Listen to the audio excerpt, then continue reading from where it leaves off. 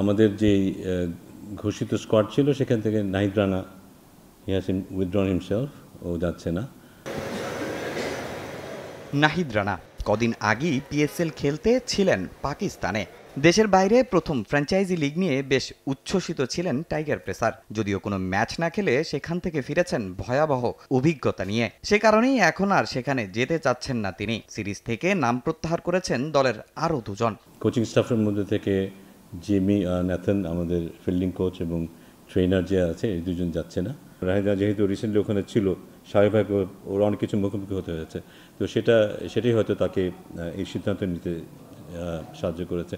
But অন্য দুজন আমরা জানি যে ওরা এই ধরনের ঘটনার মুখোমুখি হতে চায় না।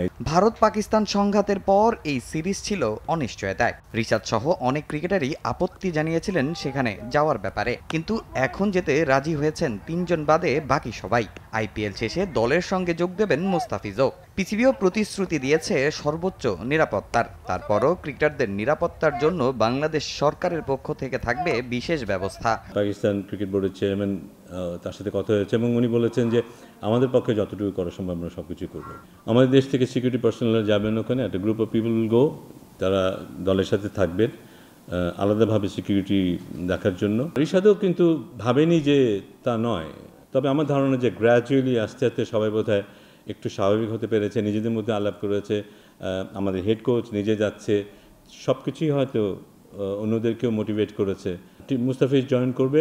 আমরা তো লং সিরিজ হিসাব করেই 5 ম্যাচ এবং 2 ম্যাচ হিসাব করি অ্যাকচুয়ালি 16 মেম্বার টিম করা হয়েছিল, যেখানে অতিরিক্ত ফাস্ট বলার রাখা হয়েছিল। এখন সেটার প্রয়োজনটা আমরা হয়তো ম্যানেজমেন্ট উপলব্ধি করছে না। এদিকে আরব আমিরাতে দ্বিতীয় টি-20 হারের পর টাইগারদের সামর্থ্য নিয়ে উঠেছে প্রশ্ন। পাকিস্তান সিরিজে বাংলাদেশ কি ব্যাকফুটে রাখছেন সবাই? তবে এমনটা মনে করেন না ক্রিকঅফস চেয়ারম্যান। প্রত্যাশা প্রতিদ্বন্দ্বিতাপূর্ণ ম্যাচের। রিসেন্ট পাস্টে বাংলাদেশ ব্যাটিংয়ে বোধহয় আগের যে সমস্যাগুলো ছিল তাটা কিছুটা পাশ কাটিয়ে পেরেছে। যে ওয়েস্ট ইন্ডিজে আমরা দেখেছি ভালো ব্যাটিং করেছে, এখানেও কিন্তু ব্যাটসম্যানরা ভালো করেছে।